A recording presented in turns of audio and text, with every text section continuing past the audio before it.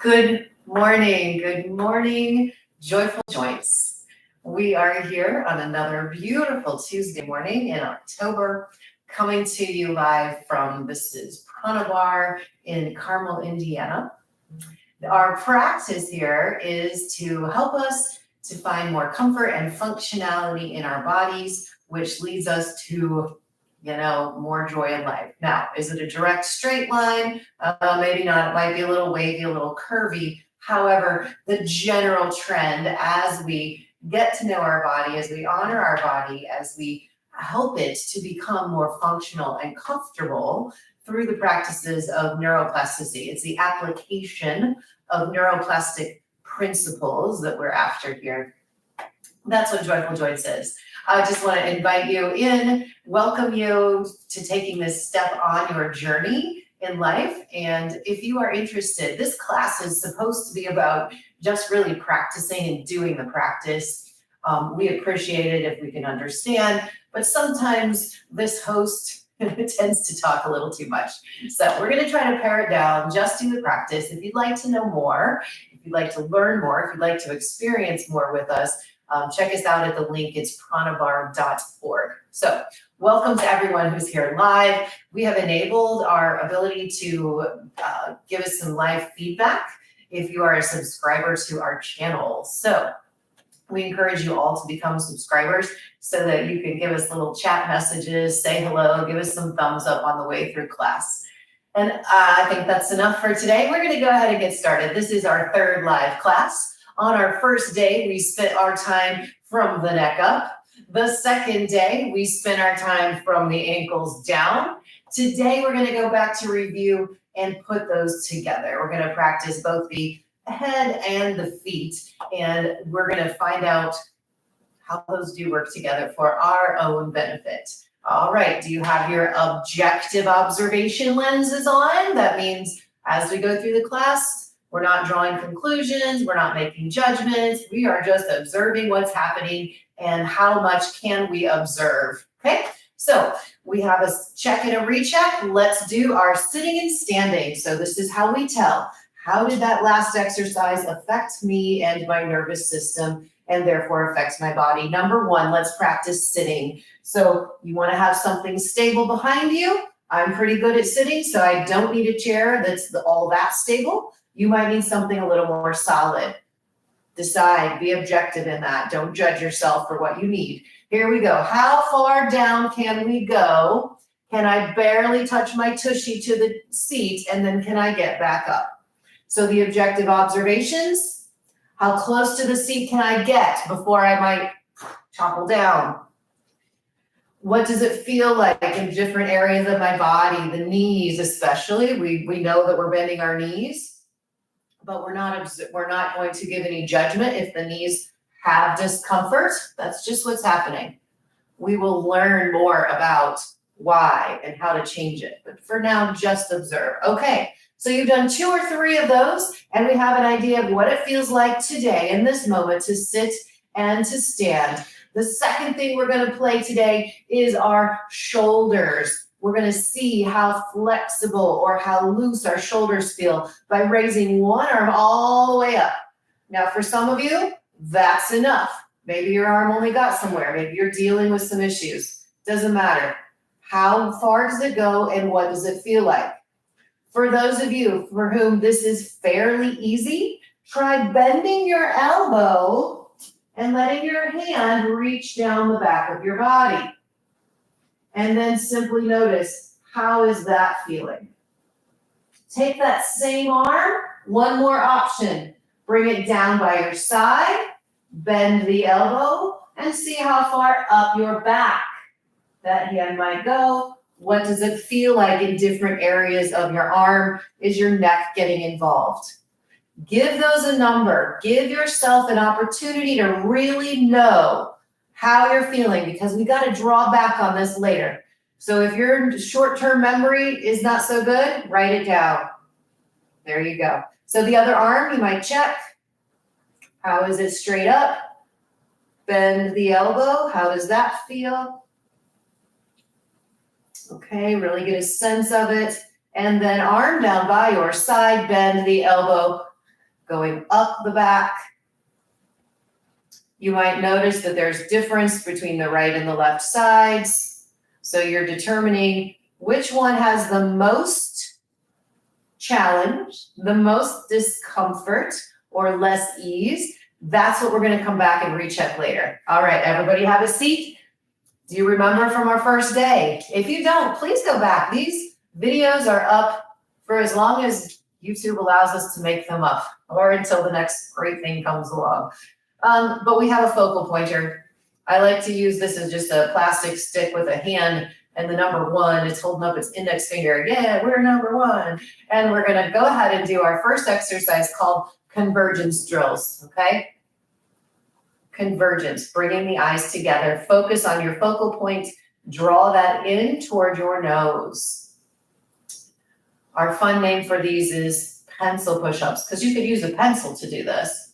And it's like doing a push-up for your eyes. Now, when this stick is touching your nose, both eyes are trying to look directly at that focal point, so it's like you're trying to get cross-eyed. Slowly take that away. Keep watching that focal pointer. The way back out is called divergence, or letting go of that squeeze, right? So we're going to bring the eyes in together. We're going effort to cross our eyes, but we're crossing them with accuracy of looking at this point, okay? Slowly take it away. Now that you know what we're doing, we're going to do about 3 or 4 more, and let's practice objective observation. What does it feel like? What are you aware of as you're doing the exercise? Is there tension or strain? Do your eyes jiggle? There you go. Is it like super uncomfortable in a way that we just don't like something close to our nose? Is it absolutely impossible to get your eyes to cross? You might not know the answer to that question until you have a friend maybe observe or practice with you. Okay, let's do 1 more, kids. 1 more. Pencil push-up. We're making our observations. Slowly take it away. Excellent. Now, some of you that have been with us or did the first class, you might go, yeah, I remember the first class. That had a really good effect for me. So let's recheck. I have, right, so we can recheck our standing, right? Check and see. Are you able to get a little bit lower? Do your knees somehow feel a little bit looser? Those would all be positive responses. And I want you to know, make an indication for yourself. That was, wow, much easier. For me, the one that I'm going to be aware of most is when I'm bringing my right arm from below and up my back. That for me is the one that is most restricted. And I can say I'm getting the thumbs up after my convergence drills. So woohoo, we're excited about that. All righty. Next exercise, we're going to go down to the feet. So we're going to jump from the top to the bottom and the top to the bottom based on the exercises we've done the past 2 classes. So we're sitting up at the edge of our chair if our spine allows us to. Otherwise, we rest back, making sure we have the closest possible 90-degree hip angle when we're sitting. You can do an audit of all the chairs in your house, all the places you sit. How many of them help you sit in a 90-degree angle? How many of them don't? And we can talk about that later. Slide your right foot forward. These are our toe taps. So my heel is just across from my toes. The foot comes up and down. So heel staying on the floor. We've got this lovely patch of sunlight coming through, this fall sun. It's just magical. Excellent. Very good. Up and down and up and down. You guys are rocking this out, I can tell. This is one of our somatic exercises. So you'll notice we did about 5 of our pencil push-ups. This exercise is one that we just do for a minute or 2. And we allow the brain to speak to the foot and clear out the roadways. Remember that? It's like the street cleaner coming along to cleanse our nervous system. Give it a little bit of a brush off. Okay. As we get going along, now my shin is getting tired. The muscles that pull my foot up are getting a little tired, I'm noticing, but we're not going to stop. We're going to keep going. We are going to relax in our hips and thighs. Yes, yes, yes. Excellent. Now let's turn that into circles. Remember, brush up and over. We brush the floor and then we pick our foot up. So the ball of my foot is describing a vertical standing circle. Brush the floor and then like a rainbow, it comes up into the outside again. My hand is showing you what the foot is doing. If you'd like to be fancy, anybody want to jump ahead a little bit? This is foreshadowing. Use your opposite hand and have it circle in the opposite direction. See what happens. What about it circling in the same direction? Can you do that? Oh, I can't actually. There we go. Anyway, so that's fun stuff. Shake that out. Other foot. Slide your left foot forward. Your heel stays on the ground and we begin tapping. Our heel stays on the ground and we begin tapping. Wonderful. Once you're tapping, take some note of how's your body feeling.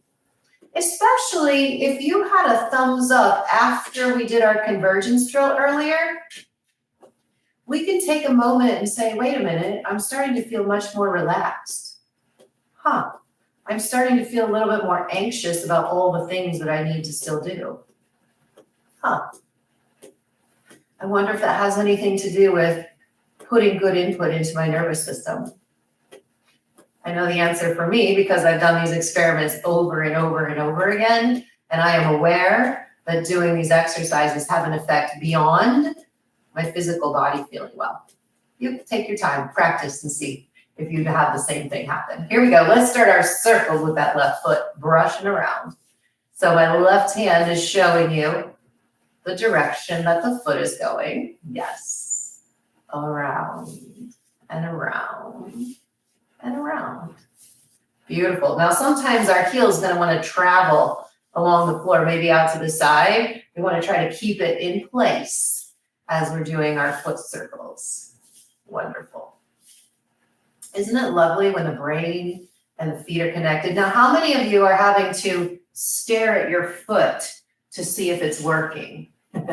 That's a symptom that our brain and our foot are less connected than optimal. That's our proprioceptive system, knowing where we are in space. It's very important toward our feeling comfortable, toward being able to move without fear. A lowered anxiety, knowing where we are in space. It's a big deal. Okay, shake that out, shake our legs, and let's reassess. So you can do one or two of the reassessments for today. Wow, okay, maybe I had my arms in a different position, but getting down and just barely tapping my tushy that time was so much easier. So I'll do my second recheck just to see. Yeah. So I get some pretty big restrictions in my shoulder on this side, and it's generally restricted feeling at about a 6, and it's about at a 2 or less right now. That's how we can objectively notice what's happening. All right, so we've done one top, we've done one bottom. Let's go back up to the top. Grab your focal pointer again, please. Cover up one of your eyes, doesn't matter which one.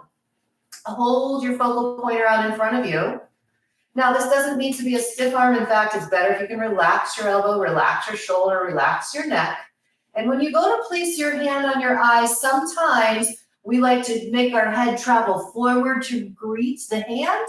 Let's not do that. Let's keep our head drawn back over our shoulders and then bring your hand all the way to your eye. Now, here's our focal pointer, single eye gaze, stabilization. Take your focal pointer across your nose, across toward the covered eye.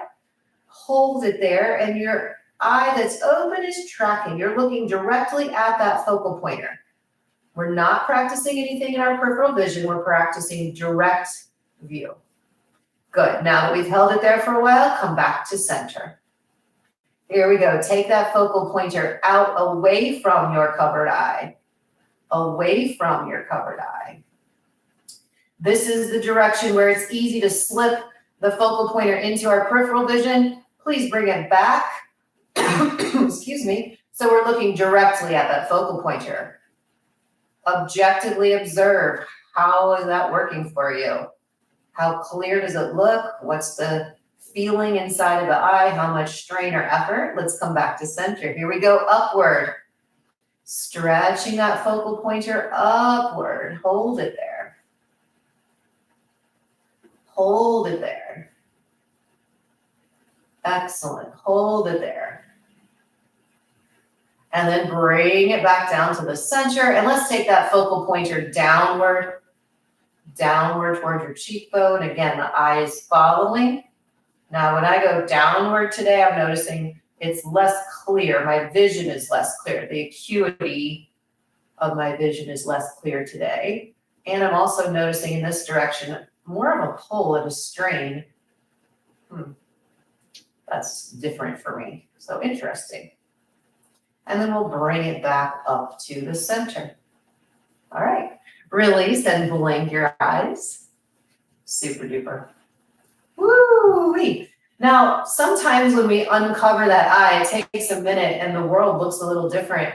And can you notice? It's very subtle, but does anyone notice that there's a difference in how your two eyes feel after doing that? Yeah, obviously, right? We worked on one, we let the other one rest.